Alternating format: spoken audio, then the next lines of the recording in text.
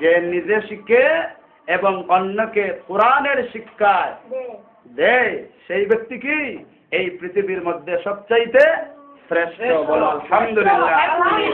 আল্লাহ রাব্বুল আলামিন এই শ্রেষ্ঠ মানুষের দলে আমাদেরকে অন্তর্ভুক্ত করুন, বলো আমিন। এরপরে আল্লাহ রাসূল বলছেন আফদালুল ইবাদাতি তিলাওয়াতুল কুরআন। ইবাদতের মধ্যে শ্রেষ্ঠ ইবাদত হলো কুরআন শরীফ তেলাওয়াত করা। সুবহানাল্লাহ। ইবাদতের মধ্যে শ্রেষ্ঠ ইবাদত কি? কুরআন শরীফ তেলাওয়াত করা।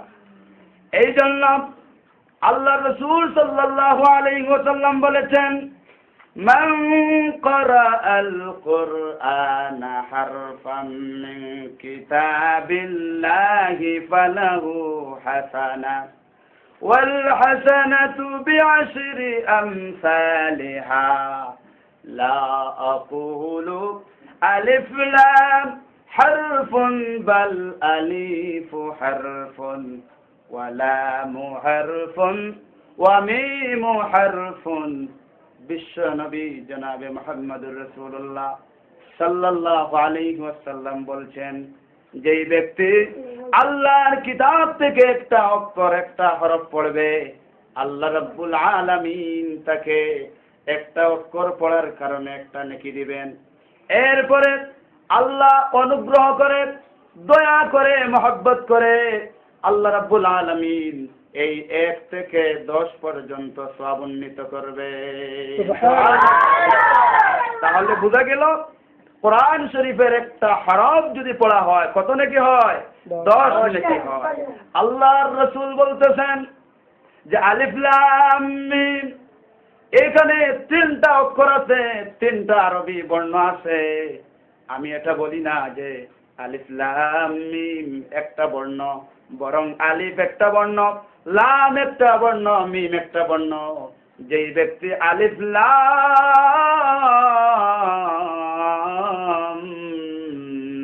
মিম এই 3টা পড়বে আল্লাহ রাব্বুল আলামিন ওই ব্যক্তির আমলনামায় 30টা নেকি দিয়ে দেবে। শুধু তাই নয়, আল্লাহ রাসূল বলেছেন মান ক্বারাআল কুরআনা ওয়া আমিলা বিমা ফীহি উলবিসা ওয়ালিদুহু তাজান ইয়াউমাল কিয়ামাহ। যেই ব্যক্তি কোরআন শরীফ পাঠ করবে এই অনুযায়ী তার জীবন গঠন করবে, অর্থাৎ কোরআন অনুযায়ী তার আমল গঠন করবে, আমল করবে। আল্লাহর নবী বলেন যে কোরআন পড়বে তদনুযায়ী আমল করবে ওই ব্যক্তির পিতা মাতাকে কিয়ামতের দিন আল্লাহ রাব্বুল আলামিন একটা নূরের টুপি দান করবে। এই নূরের টুপির উজ্জ্বলতা হবে পূর্ণিমার চাঁদের চাইতে উজ্জ্বল। বলো আলহামদুলিল্লাহ। আমাদের পিতামাতাদেরকে নূরের টুপি পরাইতে রাজি আছি? তাহলে কি করতে হবে? কোরআন তেলাওয়াত করতে হবে, কোরআন বুঝে পড়তে হবে, এই অনুযায়ী আমাদের বাস্তব জীবনে আমল করতে হবে। তাহলে এই কোরআনের মাধ্যমে আমরাও জান্নাতে যেতে পারবো, আমাদের পিতামাতাদেরকেও এই কোরআনের মাধ্যমে আমরা জান্নাতে নিয়ে যেতে পারবো। ঠিক কিনা? আমরা বেশি বেশি করে কোরআন শরীফ পাঠ করতে হবে। আল্লাহর নবী বলেন ইকরাউল কুরআন ফাইন্নাহু ইয়াতি ইয়াউমাল কিয়ামাতি শাফিআন লিআসহাবি। তোমরা কোরআন শরীফ পাঠ করো। কোরআন শরীফ পাঠককে যারা কোরআন শরীফ বেশি বেশি পড়ে এদেরকে কিয়ামতের দিন কোরআন শরীফ তাদেরকে জান্নাতে নিয়ে যাবে। কোরআন শরীফ কি করবে? যারা বেশি বেশি কোরআন শরীফ তেলাওয়াত করবে, কোরআন অনুযায়ী আমল করবে, কিয়ামতের দিন সেই কোরআন শরীফ তাকে কোথায় নিয়ে যাবে? কোরআন শরীফ আমাদের সুপারিশ করে আমাদেরকে জান্নাতে নিয়ে যাবে ইনশাআল্লাহ। সুতরাং আমরা বেশি বেশি কোরআন শরীফ পাঠ করব। এরপরে আল্লাহর রাসূল বলেন ইন্নাল্লাযী লাইসা ফি জাওফিহি শাইউম মিনাল কুরআনি কাল বাইতিল গার। নবীজি বলছেন, যার মধ্যে কোরআন নাই সেটা হলো একটা বিরান বাড়ি। যার সিনার মধ্যে, যার অন্তরের মধ্যে কোরআন শরীফ নাই, এটা হলো একটা বিরান বাড়ি। বিরান বাড়ির মধ্যে কি থাকে? বিরান বাড়ির মধ্যে সাপ থাকে, কুচিয়া থাকে, ঠিক কিনা? জিন থাকে, ভূত থাকে, ফেরত থাকে। ঠিক তদ্রূপ আমাদের শিক্ষাঙ্গনে যদি কোরআনের শিক্ষা না থাকে, তাহলে ওই ধরনের শিক্ষার মধ্যে জিন ভূত ফেরতের আসর হতে পারে, ঠিক কিনা?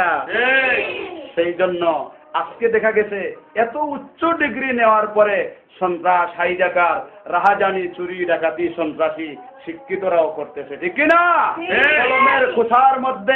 কলমের কুঠার মাধ্যমে বাংলাদেশের মানুষের লক্ষ লক্ষ কোটি কোটি টাকা আত্মসাৎ করতেছে, ঠিক কিনা? একমাত্র কারণ হলো কোরআনের শিক্ষা না থাকার কারণে। সেই জন্য ডক্টর মোহাম্মদ শহীদুল্লাহ বলেছিলেন যে পণ্ডিতদের ভাগ করেছিলেন, একগুলো পণ্ডিত হলো মূর্খ পণ্ডিত। তিনি বলেছেন যে কোরআন আর সুন্নাহর জ্ঞান যেই ব্যক্তির মধ্যে নাই, সেই ব্যক্তি জ্ঞানী হতে পারে, পণ্ডিত হতে পারে, কিন্তু সেই ব্যক্তি মূর্খ পণ্ডিত। কি পণ্ডিত? মূর্খ পণ্ডিত। আল্লাহ রাব্বুল আলামিন আমাদেরকে মূর্খ পণ্ডিত থেকে হেফাজত করুন এবং আমাদের দেশকে, জাতিকে, এই দেশের মানুষকে যাতে আমরা কল্যাণের কথা শুনিয়ে তাদেরকে ইসলামের পথে, আলোর পথে নিয়ে আসতে পারি এবং মানুষেরা যাতে নির্বিঘ্নে, নির্দ্বিধায় কোরআন শরীফ পড়তে পারে, সেই জন্য আমরা কোরআনের খেদমত করে যেতে হবে, ঠিক কিনা? কারণ কোরআনের যদি আমরা খেদমত করি, তাহলে দুনিয়ার জীবন আল্লাহ রাব্বুল আলামিন কি করবেন? আমাদেরকে ইজ্জতওয়ালা, সম্মানীওয়ালা বানাইবেন এবং পরকালে এই কোরআনের মাধ্যমে আল্লাহ রাব্বুল আলামিন আমাদেরকে কি করবেন? জান্নাতের আলা মাকান অর্থাৎ জান্নাতুল ফেরদাউস দান করবেন। লা ইলাহা